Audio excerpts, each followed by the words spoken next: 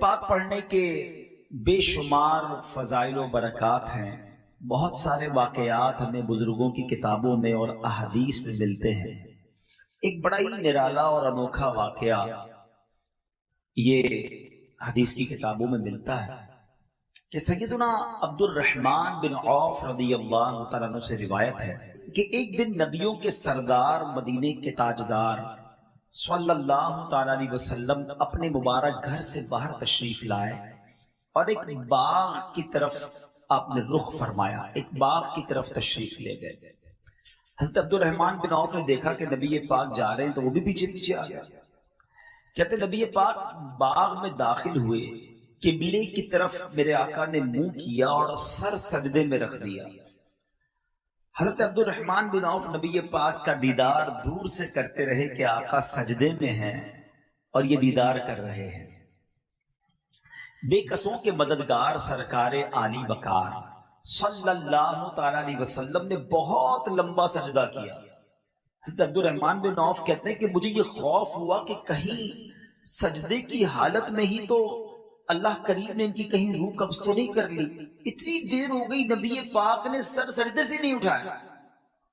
تو کہتے ہیں یہی خیال آتی میں تھوڑا آگے بڑھا تو اب جب میرے قدموں کی آواز نبی پاک علیہ الصلوۃ والسلام نے سنی تو میرے آقا علیہ الصلوۃ والسلام نے اپنا سر انور اٹھایا اور پوچھا کون ہے.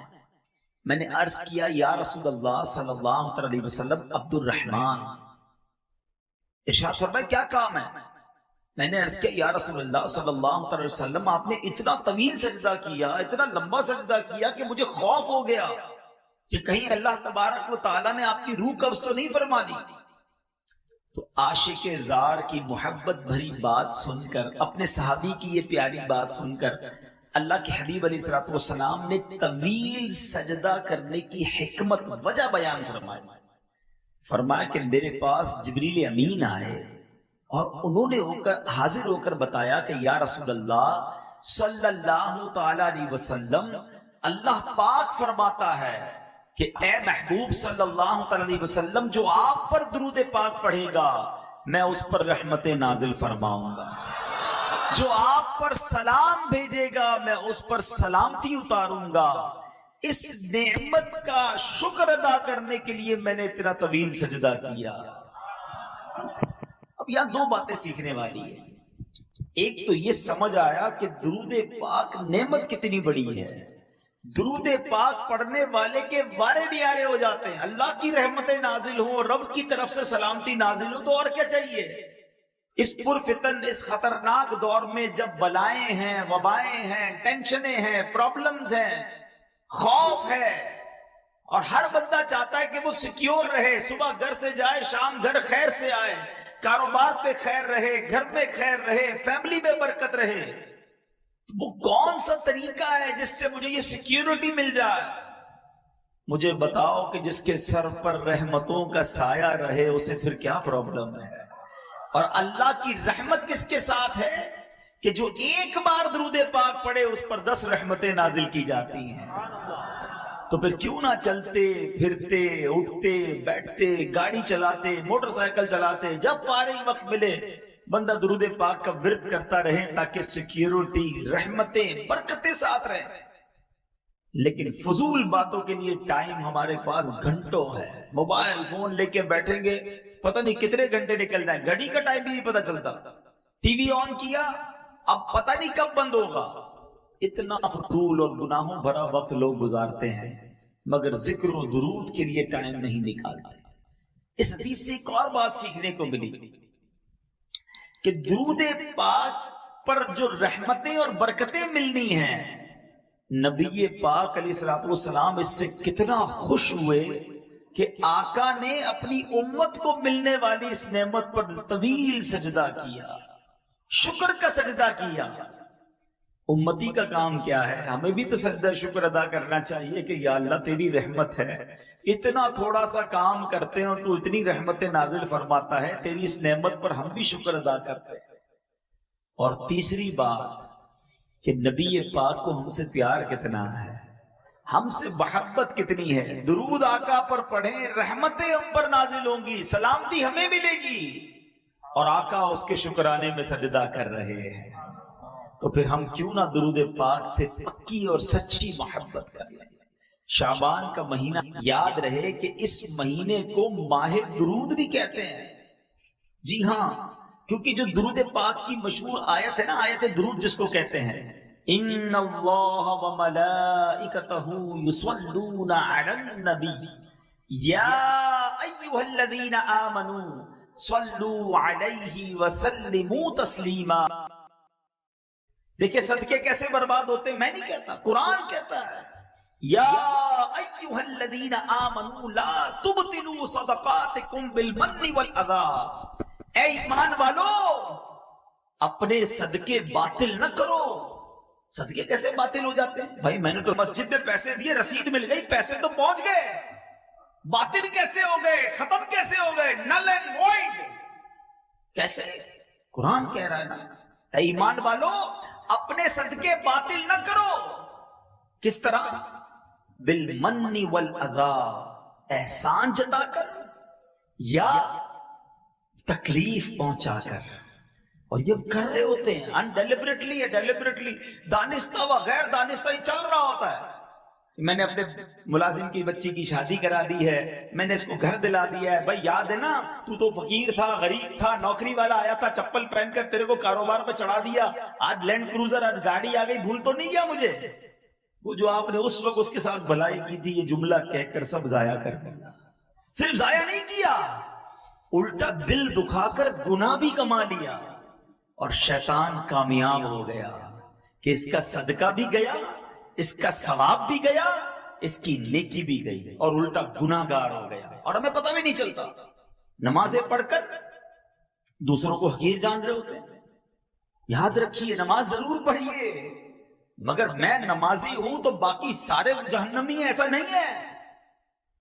ایک بزرگ کے بارے میں آتا ہے نا کہ وہ اپنے بیٹے کے ساتھ کسی سفر پر جا رہے تھے، رات کا وقت ہوا، مسافر خانے میں رکے، تو بیٹا بھی نمازی، باپ بھی نمازی، تہجد میں دونوں باپ بیٹے اٹھے، تہجد ادا کی۔ سارے مسافر خانے میں قافلے والے سو رہے تھے۔ بیٹا کہتا ہے ابا جان یہ کیسے لوگ ہیں، سارے ہی سو رہے ہیں، کسی نے تہجد نہیں پڑھی؟ اللہ اکبر، وہ والد تھے نا، وہ اللہ والے تھے، کہتے بیٹا تو بھی سویا رہتا تو ٹھیک تھا، تو نے آج تہجد پڑھ لی، تجھے باقی لوگ سارے حقیر نظر آنے لگے، اس سے بہتر تو بھی سویا رہتا تو ٹھیک تھا۔ تو یہ وار شیطان کے سمجھو، شیطان نیکی کرنے کے بعد، جیسے ہم نیکی کرتے نا اس کو بے چینی شروع ہو جاتی ہے، اب وہ پلاننگ کرتا ہے کدھر سے اس کی نیکی چھین لوں، کدھر سے اس کی نیکی ڈسٹرب کر دوں۔ جب تک ہم یہ سمجھیں گے نہیں، حضرت رابعہ بصریہ رضی اللہ تعالیٰ عنہ جیسی ولیہ فرماتی تھوڑی دیر کے لیے تسبیح کرتے کرتے دھیان کہیں اور گیا تو وہ جنت کے درخت پر جو پھل لگے تھے وہ گر گئے۔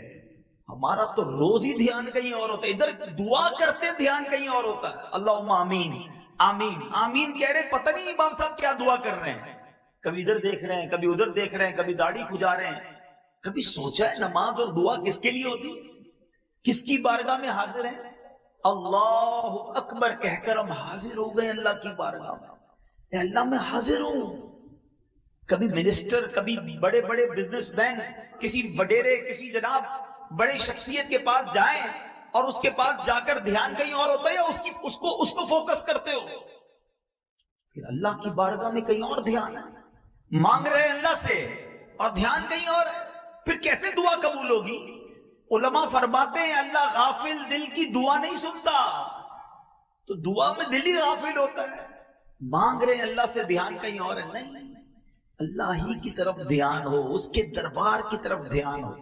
اچھا اب آپ کہیں گے جناب آپ کہہ رہے ہیں بھائی دھیان تو ہے نہیں تو کیا نماز پڑھنا چھوڑ دیں؟ نہیں، یہ بڑا پرابلم ہے۔ جب کسی کو کہو نا یار آپ کی پرابلم یہ ہے تو کہتے ہیں میں نماز ہی نہیں پڑھتا بھائی، میرے تو دھیان ہی کہیں اور ہوتا۔ شیطان کامیاب ہو گیا، وہ چاہتا ہی تھا کہ آپ بے نمازی ہو جائیں۔ اب آپ مقابلہ کریں شیطان سے کہ اچھا میرے دھیان کو، میرے فوکس کو، میری عبادت کو شیطان برباد کرتا ہے، اب میں شیطان پر میں وار کروں گا، اپنی نماز بھی پڑھوں گا اور صحیح طریقے سے پڑھوں گا۔ دعا بھی کروں گا فوکس کے ساتھ کروں گا, صدقہ دوں گا کسی کو بتاؤں گا نہیں, اللہ کی رضا کے لیے دوں گا, نیکی کروں گا اس کو انشاءاللہ کامیاب بھی کروں گا. یہ ہونا چاہیے نا ہمارا ذہن. تو بہرحال میرے بیچے اسلامی بھائیوں, چلیں لگے ہاتھوں میں آپ کو یہ بتا دوں کہ اگر نماز میں دھیان نہیں لگتا, ذہن کہیں اور ہوتا ہے, تو اس کا طریقہ کیا ہے؟ اس کے کئی طریقے علماء نے بیان کیے. ایک تو آپ اپنے ذہن میں جب نماز پڑھیں تو دنیاوی خیالات سے اس کو پاک کرنے کی کوشش کریں. دوسرا, جو نماز میں پڑھتے ہیں نا اس کا ترجمہ یاد کر لیں.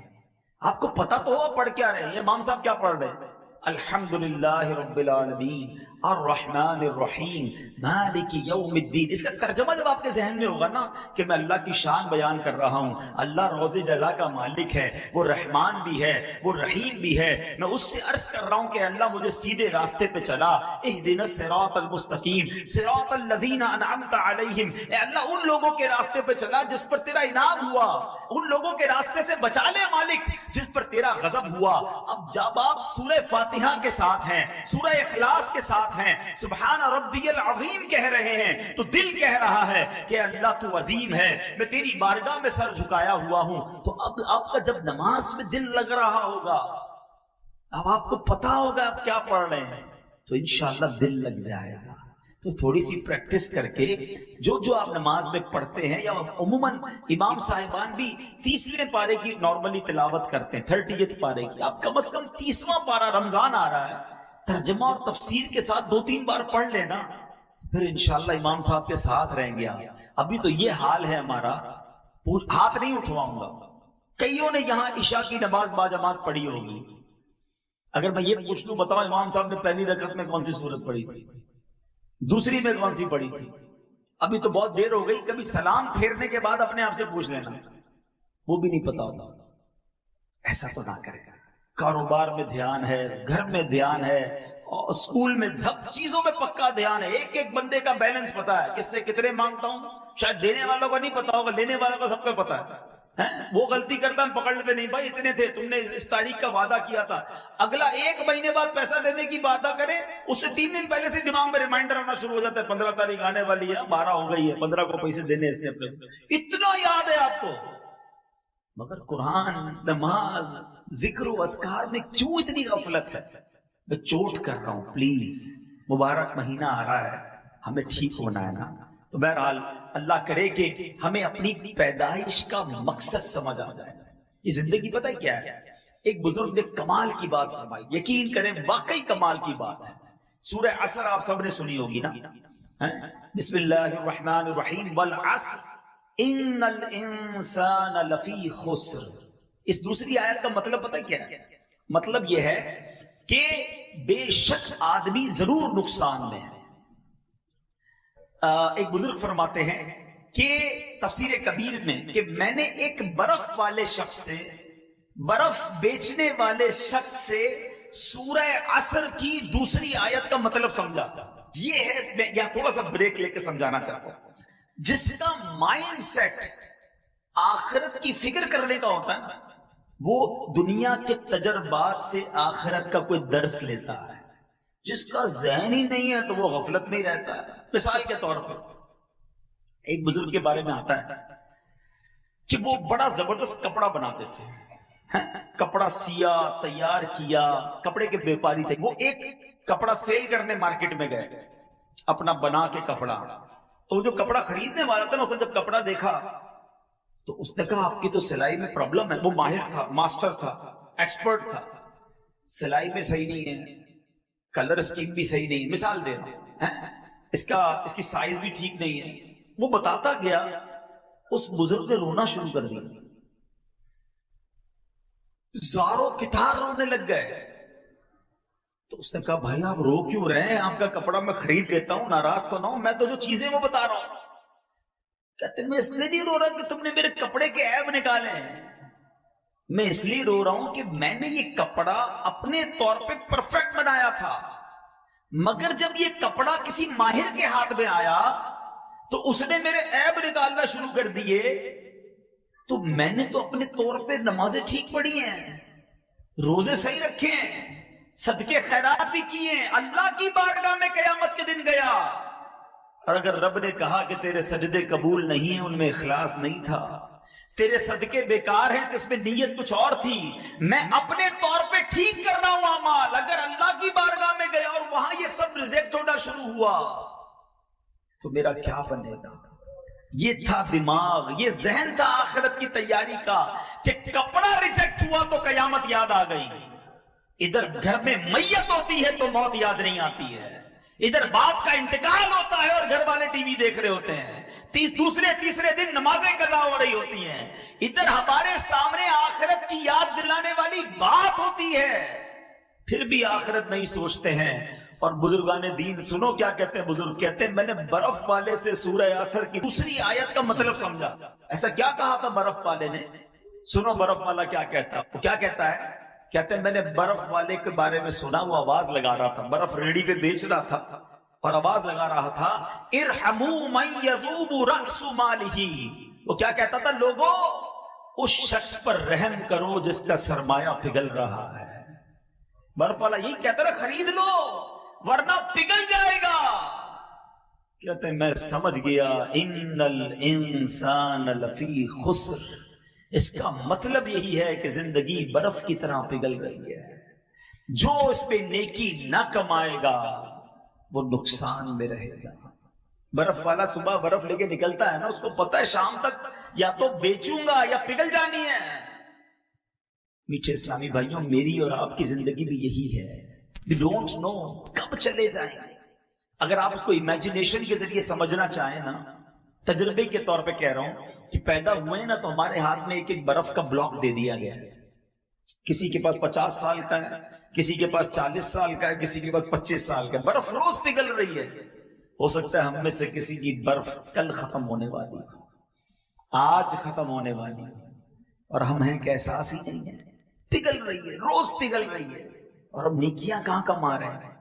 حالانکہ میرے میٹھے اسلامی بھائیوں، اللہ کریم نے ہمیں کیوں پیدا کیا ہے؟ شاعر کیا کہتا ہے، پہلے سنو پھر قرآن کی آیت سنا۔ ہو رہی ہے عمر مثل برف کم، ہو رہی ہے عمر مثل برف کم، رفتہ رفتہ چپکے چپکے دم بدم، ہر دن برف کی طرح کم ہو رہی ہے۔ مجھے اور آپ کو رب نے کیوں بنایا ہے ہم جانتے ہیں، پیسے کمانے کے لیے، بڑا نام بنانے کے لیے، کاروبار چمکانے کے لیے، اور جناب ڈگریاں حاصل کرنے کے لیے، اس لیے بنایا۔ آئیے قرآن سے پوچھتے ہیں، اے رب کے کلام تو ہماری رہنمائی فرما، ہمیں کریٹ کیوں کیا گیا، انسان کو بنایا کیوں گیا؟ اللہ کریم قرآن میں فرماتا ہے وَمَا خَلَقْتُ الْجِنَّ وَالْإِنسَ إِلَّا لِيَعْبُدُونِ، بے شک اور میں نے جن اور آدمی اتنے ہی اس لیے بنائے کہ میری بندگی کریں۔ اللہ فرماتا ہے جن اور آدمی کس لیے بنائے کہ میری عبادت کریں۔ معلوم ہوا انسانیت اور عبادت لازم اور ملزوم، یعنی آپس میں جڑے ہوئے ہیں۔ جو عبادت نہیں کرتا انسانیت سے لا تعلق ہے، بنایا ہی عبادت کے لیے گیا ہے، ہماری کریشن کا مقصد عبادت ہے۔ اب آتے ہیں سولوشن کی طرف۔ میں نے آپ کو شروع میں ایک بات کہی تھی کہ آج کے بیان میں کچھ ایسے فارمولے دینے ہیں کہ جو بڑے آسان ہیں اور اس پر عمل کر کے انشاءاللہ ہم بھی عبادت گزاروں میں شامل ہو جائیں گے۔ میں آج دو باتوں کو پہلے ڈیفائن کر چکا کہ مجھے اور آپ کو بنایا کیوں گیا ہے، اللہ کی عبادت کے لیے۔ اب میں عبادت گزار کیسے بن سکتا ہوں؟ اتنا بیزی آدمی، دنیا میں غرق ہو چکے، بہت سارے مسائل زندگی کے ساتھ ہیں۔ اب غور سے میرے کچھ فارمولے سنتے جائیے اور اس کو امپلیمنٹ اپنی لائف میں کرنے کی نیت کرتے جائیے۔ پہلا نسخہ کیا ہے کہ جس سے ہم اللہ کے قریب ہو سکتے ہیں اور عبادت میں ہمارا دل لگ سکتا ہے، وہ یہ ہے کہ ہمیں وقت کی قدر کرنی ہے، اور زیادہ سے زیادہ اگر ہم نیکیوں کو کرنا چاہتے ہیں نا تو پہلا نسخہ یہ ہے کہ گناہ چھوڑ دیں۔ ہم نماز پڑھتے بھی ہیں اور ساتھ حرام کام بھی کر رہے ہیں، تو گناہ چھوڑنا، اپنے اسٹیپ کو اللہ کی طرف بڑھانا ہے نا، قدم بڑھانا ہے، عبادت کی طرف اپنا دل لگانا ہے، تو پہلے گناہ چھوڑ دیں، کیونکہ گناہوں کی یہ آگ ہمیں تباہ و برباد کر دے گی۔ حضرت امیر المومنین عمر فاروق اعظم رضی اللہ عنہ فرماتے گناہ اگرچہ ایک ہو مگر اپنے ساتھ 10 برائیاں لاتا ہے۔ ابھی میں نے آپ کو عبادت کے فضائل بتایا نا، اب گناہ کی برائیاں سنو۔ لوگ کہتے ہیں تھوڑا سا ہی گناہ کرتا ہوں، ایک دو ہی بری عادتیں، سنو ایک گناہ کیا کیا لاتا ہے۔ نمبر 1، گناہ کرنے والا اللہ پاک کو غضب دلاتا ہے۔ نمبر 2، شیطان ملعون کو خوش کرتا ہے۔ نمبر 3، جنت سے دور، اور نمبر 4، جہنم کے قریب ہو جاتا ہے۔ نمبر 5، اپنی سب سے پیاری چیز یعنی اپنی جان کو تکلیف میں ڈالتا ہے۔ نمبر 6، اپنے باطن کو ناپاک کرتا ہے۔ نمبر 7، اعمال لکھنے والے فرشتوں کرامن کاتبین کو تکلیف دیتا ہے، ان کو گناہ لکھنا پڑتا ہے، گندی بات، بری بات لکھنی پڑتی ہے۔ نمبر 8، پیارے آقا علیہ الصلوۃ والسلام کو روضہ انور میں تکلیف پہنچاتا ہے، رنجیدہ کرتا ہے۔ نمبر 9، زمین و آسمان اور تمام مخلوق کو اپنی نافرمانی پر گواہ بناتا ہے۔ اور نمبر 10، تمام انسانوں سے خیانت اور رب العالمین کی نافرمانی کرتا ہے۔ کہ بندہ اچھی نیت کی وجہ سے بغیر عمل کے بھی ثواب کا مستحق ہو جاتا ہے۔ اللہ کے حبیب علیہ الصلوۃ والسلام فرماتے ہیں جس نے نیکی کا ارادہ کیا اس پر عمل نہ بھی کر پایا تو اس کے لیے ایک نیکی لکھ دی جاتی ہے۔ نیت اچھی تھی، اچھی اچھی نیتیں کر لیا کریں۔ اچھا، ایک عمل میں کئی نیتیں کی جا سکتی ہیں، اگر تھوڑا سا رک کر نیکی کرنے کا، اچھی نیت کرنے کا ذہن بن جائے نا، اللہ پاک امیر اہل سنت کو سلامت رکھے، اتنا نیت کے بارے میں سمجھاتے ہیں۔ مثال کے طور پہ آپ اجتماع میں آئے، ابھی کی بات کر لیں، آپ میں سے کوئی آیا بھائی بیان سنوں گا، اس کو ایک ثواب ملے گا۔ کسی نے نیت کی یار میں ذکر بھی کروں گا، 2 نیتیں ہو گئی، میں تو دعا بھی کروں گا، 3 نیتیں ہو گئی، اب میں اجتماع کے بعد مسلمانوں سے ملاقات بھی کروں گا، 4 نیتیں ہو گئی، سلام میں پہل کروں گا، 5 نیتیں ہو گئی، اجتماع میں اگر گیا اور وہاں کسی مسلمان نے راستہ پوچھا تو راستہ بھی بتا دوں گا، 6 نیتیں ہو گئی، 2 مسلمانوں میں جھگڑا ہوا اگر ہونے لگا تو سلو کروا دوں گا، 7 ہو گئی، کسی نے کوئی مسئلہ پوچھا آتا ہوا بتا دوں گا، 8 نیتیں ہو گئی، ہو سکتا ہے اجتماع میں جنازہ آ جائے، اگر جنازہ آیا تو جنازہ بھی پڑھ لوں گا، 9 نیتیں ہو گئی۔ اگر آپ کا نیت کا ذہن ہے تو آپ گھر سے چلے اجتماع کے لیے ہیں، مگر ہر قدم پر ہر لمحے 10 12 کام کی نیت کی، 10 کاموں کا ثواب ملنا شروع ہو گیا۔ اور یہ میں نہیں کہہ رہا، سیدی اعلیٰ حضرت امام اہل سنت لکھتے ہیں جس کا مفہوم یہ ہے کہ بندہ جو گھر سے نماز کے لیے چلتا ہے، وہ جب گھر کے سے نماز کے لیے چلتا ہے نا تو ہر قدم پر ایک نیکی ملتی ہے، ہر دوسرے قدم پر ایک گناہ معاف ہوتا ہے۔ اعلیٰ حضرت نے نماز پڑھنے کے لیے جانے کے لیے 40 نیتیں لکھی ہیں، جو ان 40 نیتوں پر عمل کر لے، نیت کر لے، اب گھر سے چلے گا ہر قدم پر 40 نیکیاں ملیں گی۔ تو ہم اچھی نیتیں کرنے کی عادت ڈالیں تو یہ بڑا آسان سا کام ہے، لیکن ہمارے نامہ اعمال میں ملٹیپلیکیشن ہونا شروع ہو جائے گا۔ اگلا نسخہ یہ ہے کہ ہم کہتے ہیں ایک تیر سے 2 شکار، اس کی عادت ڈال لیں۔ ہاتھ کام کرتے ہیں نا، نوکری کر رہے ہیں، کاروبار کر رہے ہیں یا کچھ بھی کر رہے ہیں، زبان تو فارغ ہے نا، چلتے پھرتے اٹھتے بیٹھتے اللہ اللہ اللہ اللہ اللہ اللہ کرتے رہے، سبحان اللہ سبحان اللہ سبحان اللہ، الحمدللہ الحمدللہ الحمدللہ، اللہ اکبر اللہ اکبر اللہ اکبر، لا الہ الا اللہ لا الہ الا اللہ، ولا حول ولا قوت الا باللہ۔ یہ وہ وظائف ہیں احادیث میں جس کی ترغیب دی گئی ہے، سبحان اللہ وبحمدہ سبحان اللہ العظیم۔ یہ وہ عظیم وظیفہ ہے جو نبی پاک فرماتے ہیں 2 کلمے ہیں جو زبان پر ہلکے ہیں، میزان پر بھاری ہیں، اور اللہ کو بڑے پسند ہیں۔ وہ کون سے ہیں؟ سبحان اللہ وبحمدہ سبحان اللہ العظیم۔ تو اگر میرا یہ ذہن بن جائے کہ میری نیکیوں کا میٹر جاری رہے تو زبان کو اچھے کام میں لگائے رکھو، اللہ رسول کا ذکر کرتے رہا کرو، انشاءاللہ نیکیوں کا میٹر جاری ہوگا۔ پورا دن کاروبار کر کے، نوکری کر کے یہ حساب تو کرتے ہو آج کتنے کمائے، کبھی یہ بھی حساب کر لو کہ آج جنت میں کتنے درخت لگائے، آج کتنی کروڑوں نیکیاں آپ ایک دن میں کما سکتے ہیں۔ اگر آپ کا یہ ذہن بن جائے کہ میں نے اپنی زبان کا پرفیکٹ یوز کرنا ہے۔ ایک بزرگ کے بارے میں آتا ہے 40 سال تک آپ نے روٹی نہیں کھائی، ستو پیتے تھے۔ تو کسی نے کہا تھا روٹی کیوں نہیں کھاتے؟ کہ روٹی کو چبانے اور ستو کو پینے میں نے فرق دیکھا کہ میں 90 تسبیحات زیادہ کر سکتا ہوں، تو میں نے سوچا روٹی چبانے میں ٹائم کیوں ضائع کروں، ستو پی کر بھی پیٹ بھر جاتا ہے، 90 تسبیح اور پڑھ لیتا ہوں۔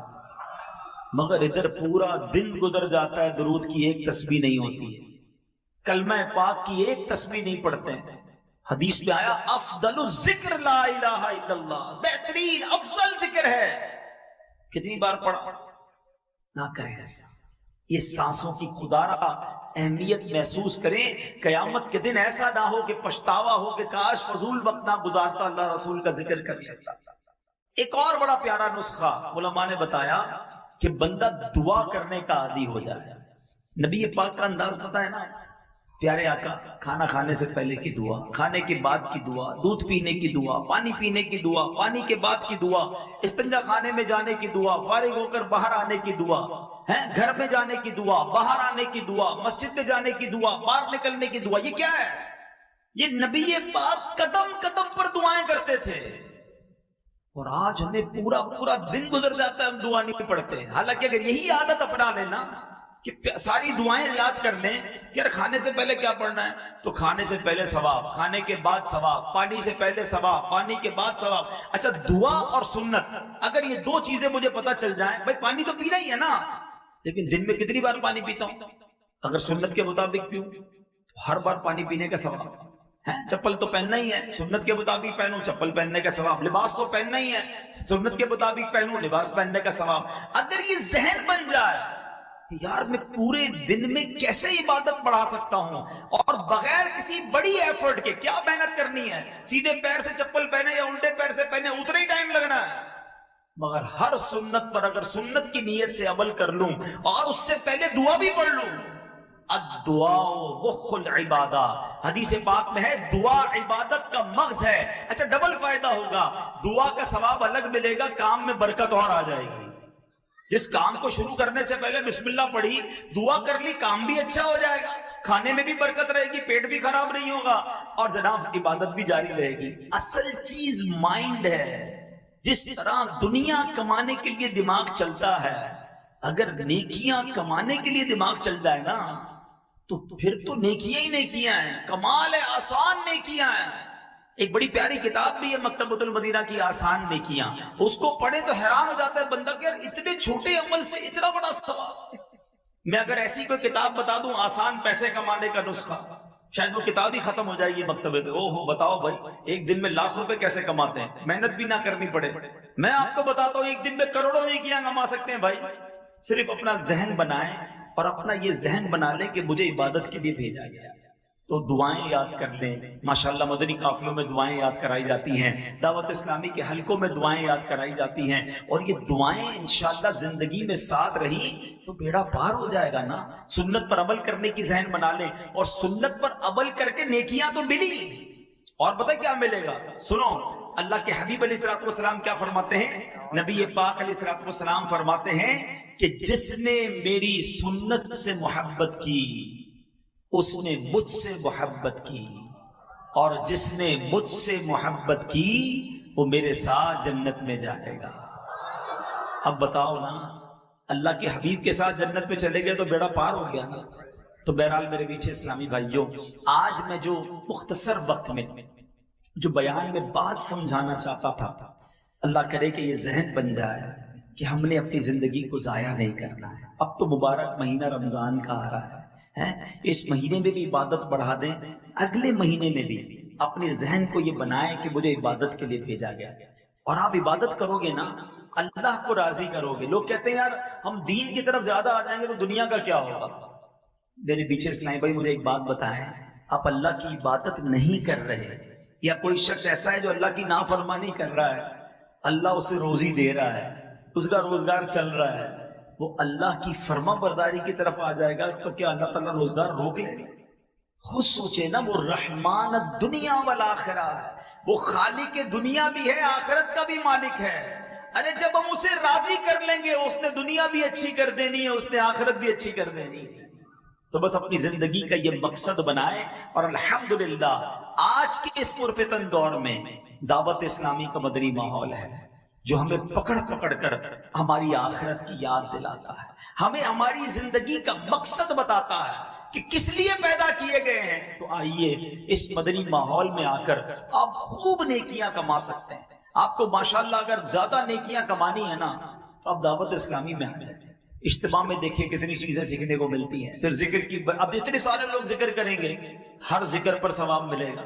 دعا کریں گے، آمین کہتے جائیں گے، برکتیں بھی ملتی جائیں گی، دعا کا ثواب بھی ملنا شروع ہو جائے گا. پھر صلاۃ و سلام ہوگا تو صلاۃ و سلام کا ثواب ملے گا. اس کے بعد یہ سیکھنے سکھانے کے حلقے، اس میں الگ ثواب ملے گا. خوش نصیب یہاں آرام کریں گے، ساری رات اعتکاف کا ثواب ملے گا. تہجد پڑھیں گے، تہجد کا ثواب ملے گا. پھر فجر کی جماعت ہوگی، پھر فجر، یعنی آپ سوچیں کہ ایک رات میں کتنا بڑا پیکج ہمیں ہر جمعرات اجتماع میں مل جاتا ہے. پھر کتنے خوش نصیب ہیں جو مدنی قافلوں میں سفر کرتے ہیں. 3 دن میں کتنی ساری نیکیاں کما کے آئیں گے، ایک ماہ میں کتنی نیکیاں کما کر آئیں گے. تو اللہ کرے کہ نیکیاں کمانے کا، نیکیوں حاصل کرنے کا ذہن ہمارا بن جائے، تو پھر انشاءاللہ یہاں بھی خیر ہے، وہاں بھی خیر ہے. ایک بات آخر میں کہہ دیتا ہوں، اگر دنیا میں غریب ہونا تو کم از کم آخرت میں تو غریب نہ رہو یار. وہاں تو امیر ہو جاؤ، وہاں تو باغات لگا لو، وہاں تو جنت میں محل لگا لو. اس سے بڑا بدنصیب کون ہوگا جو ادھر بھی بیچارہ تکلیف میں رہ رہا ہے اور ادھر کے لیے بھی کچھ نہیں بھیجا. اور اگر دنیا میں امیر ہو، مالدار ہو، سکھ میں رہ رہے ہو، تو پھر تو وہاں سکھ کی زیادہ ضرورت ہے نا.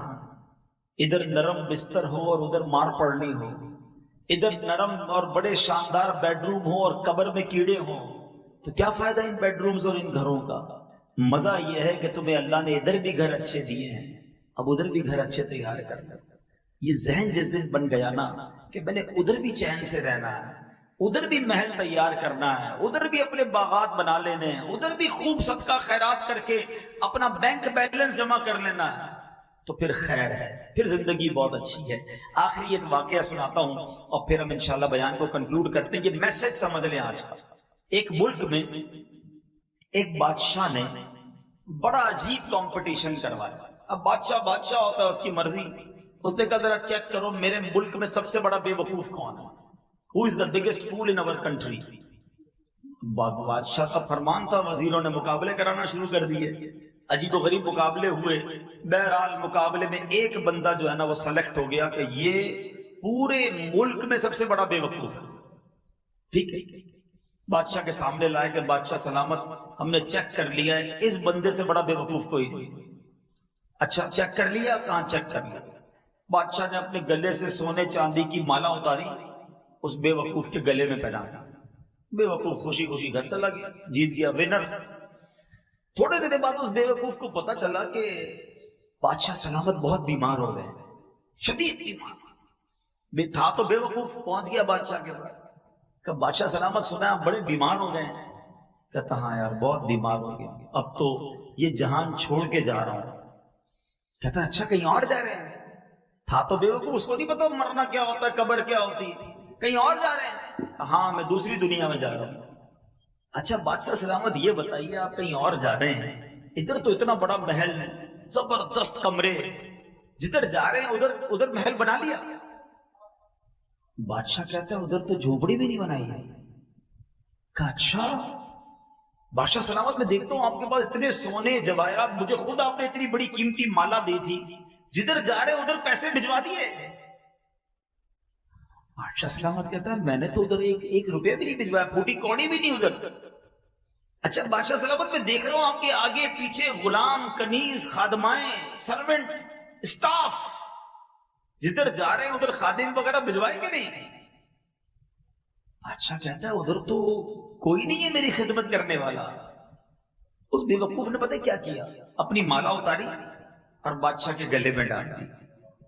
کہ حضور پھر تو مجھ سے بڑے بے وقوف آپ ہوئے نا.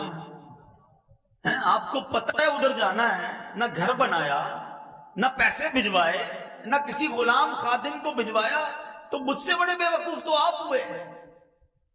وہ بے وقوف تو بات کر گیا، یہ فرضی خاکہ ضرور ہوگا، میں ہمارے لیے کتنا بڑا میسج ہے. حیدرآباد میں گھر بن گیا، جنت میں بنا کے نہیں. ادھر پیسے بہت، ادھر ہیں کہ نہیں؟ ادھر فون کرو تو چائے آ جاتی ہے، خادم موجود، گھر میں ماسی موجود، گھر میں بیوی تو ہے کام کرنے والی بیچاری، ادھر کون ہے؟ سوچو، ادھر رہ کر ادھر کی تیاری کرنی ہے. ایکسٹرا ایکسٹرا ٹائم نہیں ملے گا کہ جناب مرنے کا ٹائم آ گیا اب ذرا آخرت کی تیاری کر لیں، نہیں،